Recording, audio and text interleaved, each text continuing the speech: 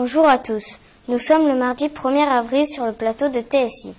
Au sommaire d'aujourd'hui, le record du monde du saut à la perche, l'accident du train d'Épines, la série des catastrophes naturelles, les élections municipales à Sorgues, des découvertes extraordinaires, une momie et un livre magique, le lancement d'un satellite, les JO de Sochi, l'histoire des médailles et enfin le phénomène Stromae. Tout d'abord, Sarah et Maëva, un record du monde français. Renaud Lavilloni, perchiste français de 27 ans, a battu le record du monde du saut à la perche en salle de Donetsk, en Ukraine. Il a sauté 6,16 m, c'est 1 cm plus haut que le précédent record du monde et 19 cm plus haut que les Jeux Olympiques. Selon les spécialistes du saut à la perche, c'est parce qu'il court très vite qu'il arrive à prendre suffisamment d'élan. Lavilloni est déjà champion olympique et désormais champion du monde en salle. Il ne lui manque que la médaille d'or aux mondiaux en plein air. Le record du monde en plein air est toujours détenu par Sergueï Boubka. Prochain objectif pour Renaud Lavilloni, le battre. Merci Sarah. Maintenant, abordons l'accident du train d'Épines avec Abdelkrim. Bonjour à toutes et à tous. Nous allons parler du drame qui s'est produit dimanche 9 février entre Digne-les-Bains et Nice sur la voie ferrée au-dessus de la nationale 202. Un train a été percuté par un rocher pesant 10 tonnes qui s'est détaché de la falaise. Le train roulait à 30 km/h et transportait 34 personnes. Les policiers aidés de leurs chiens ont recherché les victimes en déplolant 9 blessés et 2 morts dans cet accident. Une enquête a été ouverte pour déterminer la cause précise de la chute de ce rocher. Rappelons que le train d'Épines qui relie Nice à Digne circule 4 fois par jour. Merci Abdelkrim. Restons sur un sujet dramatique avec Maëlys, Georgia et Chloé qui nous parlent des séries des catastrophes naturelles. Depuis le début de l'année, la France a subi une incroyable série de catastrophes naturelles. Tout d'abord, dans la nuit du 1er janvier, le cyclone Bélisa s'est formé à La Réunion, un de nos départements d'outre-mer. Les vents ont soufflé à 200 km/h, ravageant toute l'île. Les habitants ont été privés d'électricité pendant 5 à 10 jours. Il y a eu des blessés et un mort. Ce phénomène se produit souvent à La Réunion, mais celui-ci était d'une force exceptionnelle. Ensuite, ce fut dans le Var. Les habitants ont été victimes de nombreuses inondations à cause de violentes pluies. Les pompiers ont dû sortir les bateaux pour naviguer entre les maisons, pour secourir les victimes. Il y a eu beaucoup de dégâts, voitures, maisons, caravanes. Enfin, en Bretagne, il y a eu aussi une tempête avec des vagues de 12 à 30 mètres, de haut et d'importantes inondations. Pendant un mois, les habitants ont été évacués de plusieurs villes. Des boutiques près du bord de mer ont disparu, des phares ont été en partie détruits par l'eau. Cette série de catastrophes a aussi touché la côte est des États-Unis où un froid polaire a duré 2 semaines. On n'avait pas connu de telles températures depuis les années 40. Les habitants ont aussi été privés d'électricité, des écoles ont été fermées, des aéroports bloqués. Merci. Un tout autre sujet très local, je veux parler des élections municipales dans notre ville.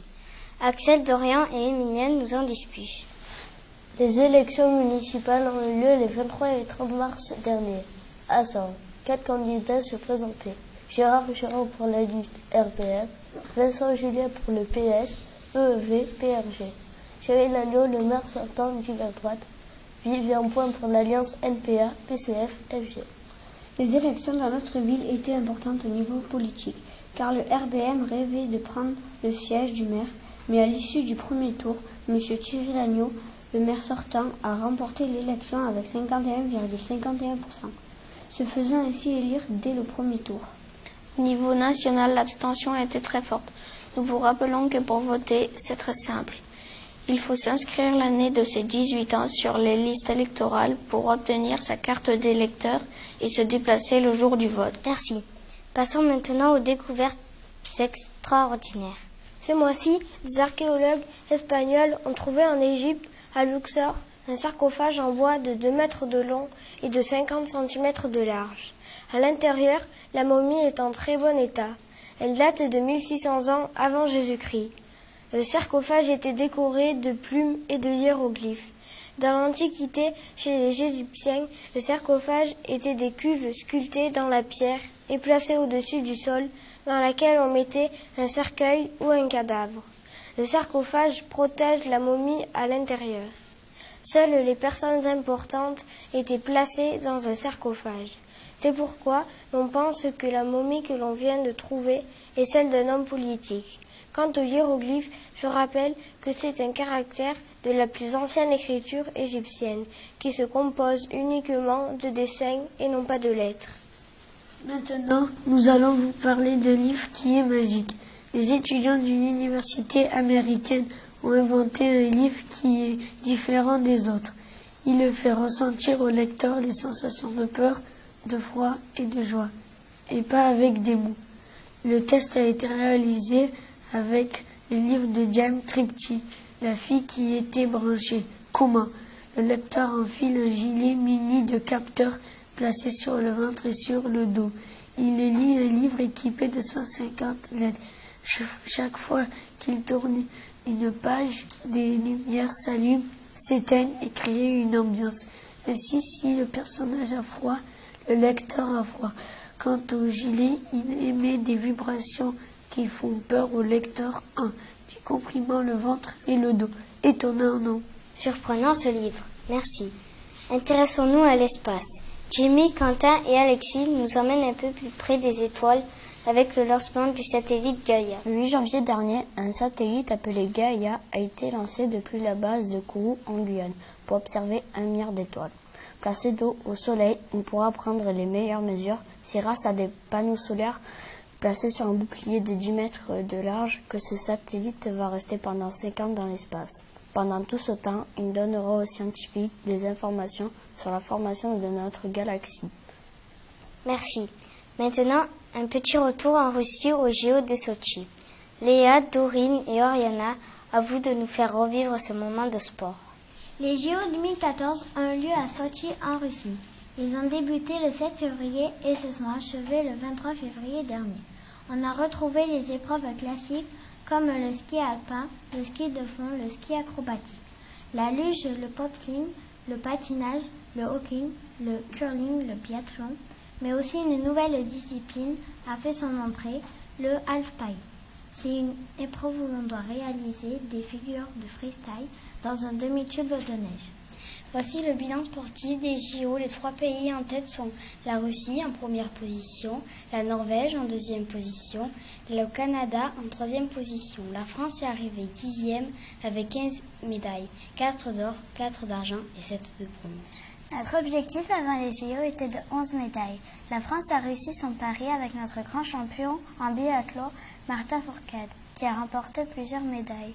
N'oublions pas qu'après les JO, ce sont les Jeux paralympiques qui ont débuté avec de belles médailles françaises encore. Merci. Hugo et Nicolas se sont penchés sur l'histoire des médailles aux JO. À vous. Les 3 médailles ont été inventées par les organisateurs des JO pendant l'Antiquité. Au tout début de l'histoire des JO, les médailles n'existaient pas. Le vainqueur recevait une branche de palmier et une couronne d'olivier. Les premiers Jeux modernes ont eu lieu en 1896 et le vainqueur reçut une médaille d'argent et un rameau d'olivier et un diplôme. Le deuxième, une médaille de bronze avec une branche de laurier et le troisième, rien du tout. Au JO de 1900, ces médailles ont été remplacées par des coupes, puis au fil des années par des chaînes en feuilles de laurier pour accrocher les médailles. Aujourd'hui, les médailles changent d'aspect à tous les Jeux. Le pays organisateur se charge de les frapper, il choisit aussi le dessin. Depuis 1932, les 3 médaillés montent sur un podium à 3 marches. Merci. Terminons notre journal avec de la musique et le phénomène de Stromae. Maëlys, Ilona et Julie nous le présentent. Stromae est un rappeur, il a 29 ans, il s'appelle Paul Van Haver. Il a un look très original, il sort de l'ordinaire et aime bien mélanger les couleurs. Ses habits sont faits sur mesure. Il a gagné les Victoires de la musique en février dernier avec son album Racine Carrée. Dans son premier album, il avait déjà rencontré le succès avec Alors on danse. Aujourd'hui, avec 1 million d'albums vendus pour son dernier album, il rencontre le même succès avec ses grands titres. Papa Outé, Formidable et tous les mêmes. Stromae est belge par sa mère et rwandais par son père. Il travaille beaucoup avec ses frères. Il a créé la chanson Papa Outé en hommage à son père décédé. Le titre Tous les mêmes va être l'hymne national de l'équipe de footballeurs belges pour la Coupe du Monde au Brésil. Une petite information, il ne faut pas mettre d'accent sur le E de Stromae qui se prononce Stromae. Merci.